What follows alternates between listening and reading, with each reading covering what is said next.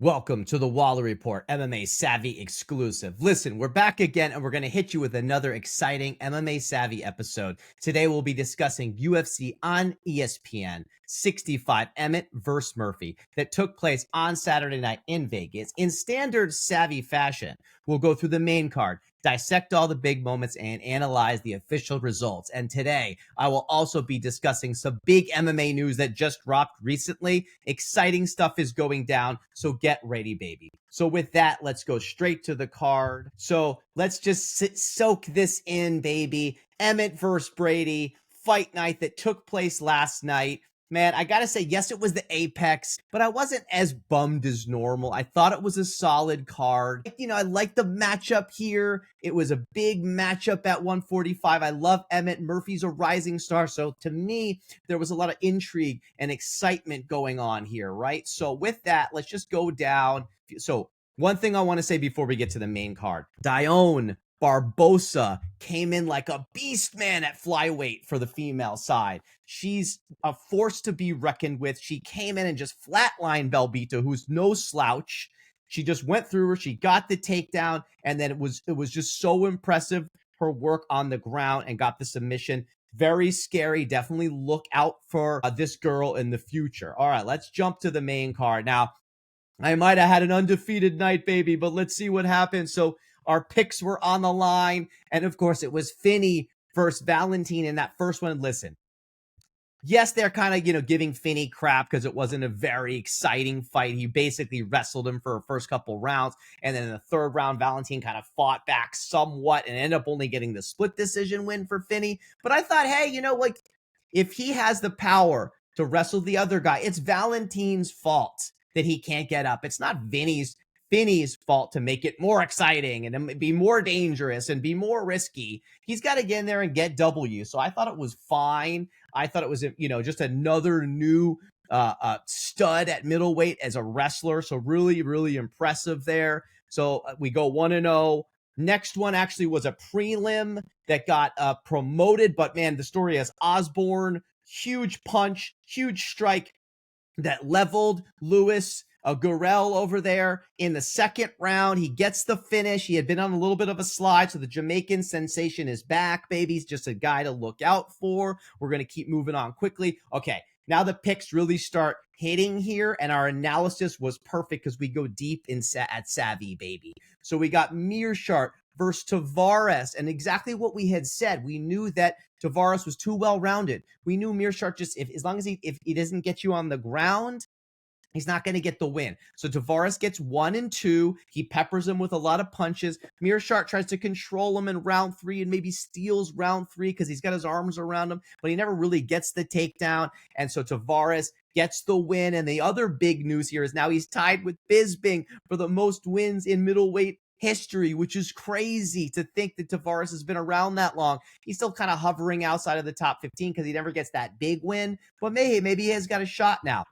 Okay, the next fight, Chang Ho Lee versus Cortavius Ramius. This was pretty impressive, mostly on the Lee side. I mean, Ramius hung in there in the first round, to give him credit, but Chang Ho Lee, his grappling is unbelievable. He's been deemed the Korean Khabib, and for good reason. In the first round, it was definitely like Ramius flipped him a little bit. He fought a little bit. He almost got in top position himself a couple times. But then Lee, man, in that second round, he got the takedown. And then eventually he ended, the fight with the crazy ground and pound. And this is what I liked about Lee.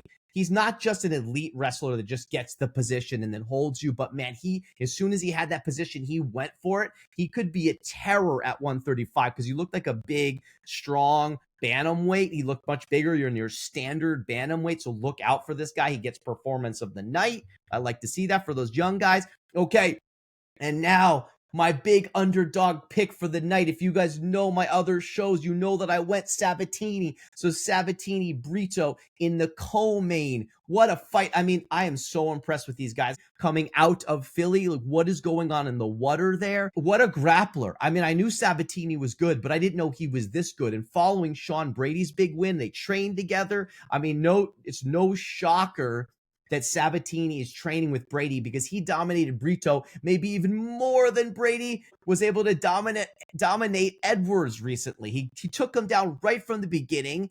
And I was like, oh my God, here we go, right? And then I didn't know he was going to be able to do it every round, and he did. I mean, he just dominated. It was just an easy decision. This guy's a problem at featherweight. Look out for Sabatini, because if you can't deal with elite level wrestling and jiu-jitsu and grappling like these guys have coming out of Philly, you're in trouble there. So very impressive. And then you get to the main event. I got a lot of stuff to unpack here. Okay, so we're very excited. It's number 8 in the world, Josh Emmett, versus number 10 in the world, Ron Murphy. It's a really great fight. Now, we all thought it was going to be Emmett stalking with the big right hand, the big power punching. LaRon Murphy is much more technical. He's undefeated. He looked so good against Barboza and pretty damn good against Ige. So it looked like he was the rising star. We took Murphy, but I was really actually impressed by Emmett. He really hung in there. I mean, he steals the first round, and most of the judges backed me, but he had much bigger shots. Murphy looked kind of tentative, like, oh, I better, like,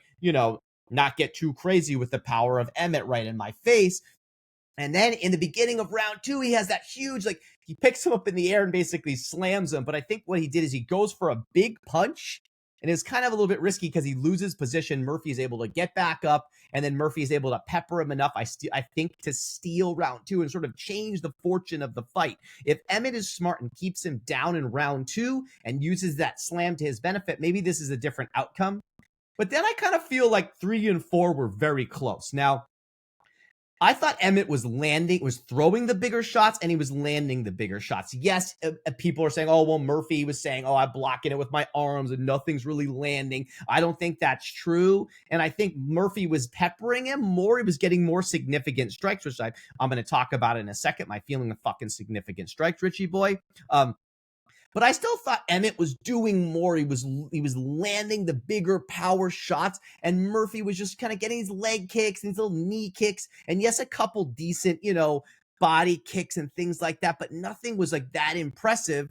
And so both of those rounds are toss-ups, but I felt like it was either 2-2 or maybe even 3-1 Emmett going into the 5th. I know Bisbing disagrees. I know Richie boy disagrees, but it's like enough with these significant strikes that don't really fucking matter. And then you get to the 5th and final round. I thought it was anybody's fight at this point. And I thought Emmett was looking like he was even maybe winning in the beginning. And then Murphy did get that kind of big punch that maybe solidified the fight. So he ends up winning unanimous. I thought it should have at least been a split. It was that close. I could see it 3-2 Murphy. But at real time, my feelings were Emmett won this fight. He hit him with the bigger punches throughout the fight. It wasn't this pitter-patter nonsense from Murphy. And yeah, I guess when I saw the recap and I saw everybody else talking about it, I saw some of the highlights, I'm like, all right, I guess you give it to Murphy. But it's like, it wasn't that impressive. It just looked like he kind of ran away from the power. He did just enough. And yeah, maybe he blocked a lot of Emmett shots, but I don't love that victory. It could have gone either way. I'm not super pissed about it, but did he do enough, man? I don't know. I thought Josh won the fight.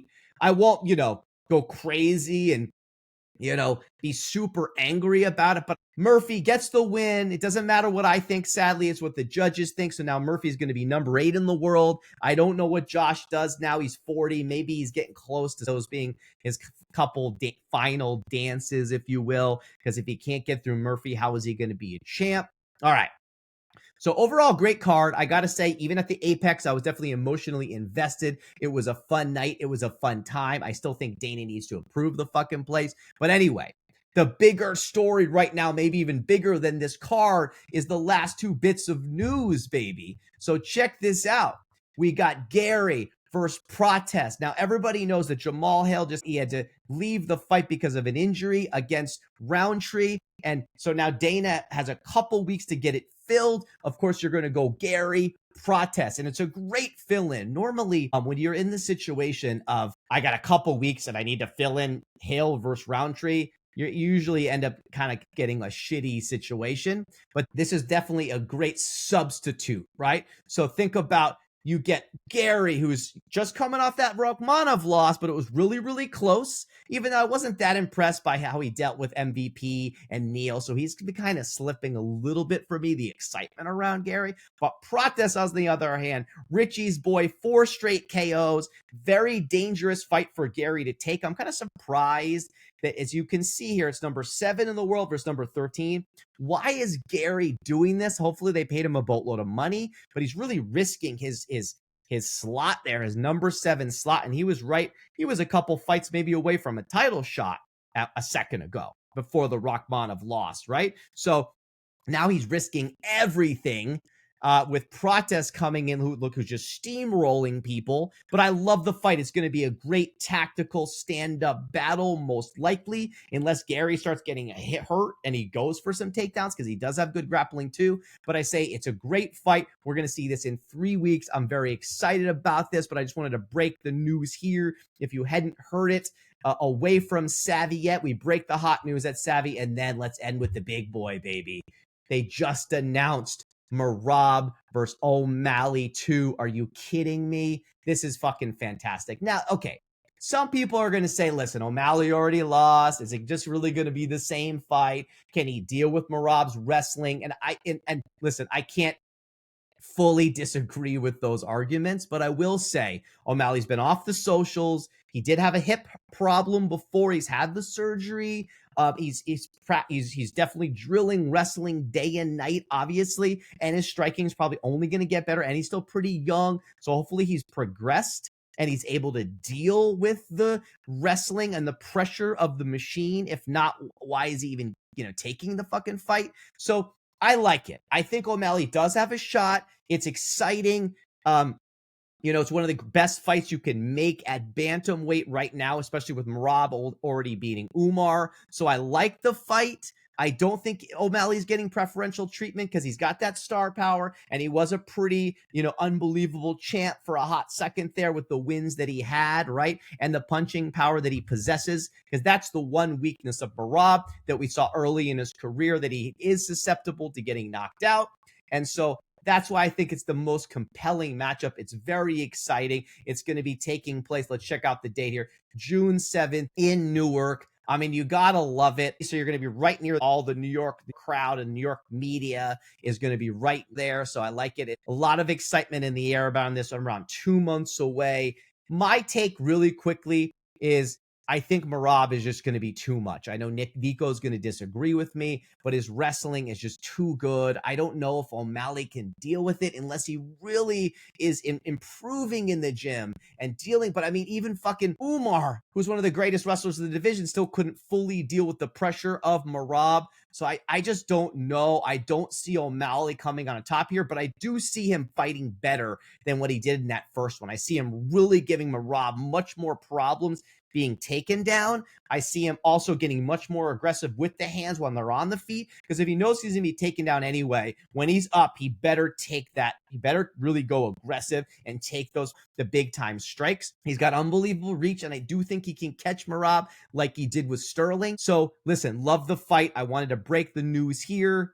So that's it for this week. If you love these shorter MMA update videos, make sure to subscribe to @the Wally Report, and make sure to tune in for our longer bi-monthly exclusive The Savvy podcast episodes, where we deep dive the latest cards and all the hot MMA news. The MMA Savvy team brings you the best content in the game, baby. So with that, thank you for listening to the Wally Report, the world's hottest podcast. Please subscribe, follow, like, share, and blast. We're on Spotify. We're on Apple Podcasts. We're on YouTube, and we're blasting hard on the talk, and we're heavy on the gram. And our YouTube channel is blowing up, so check it out. That's @the Wally Report. We've been posting amazing video clips from all of our social channels, so don't miss out.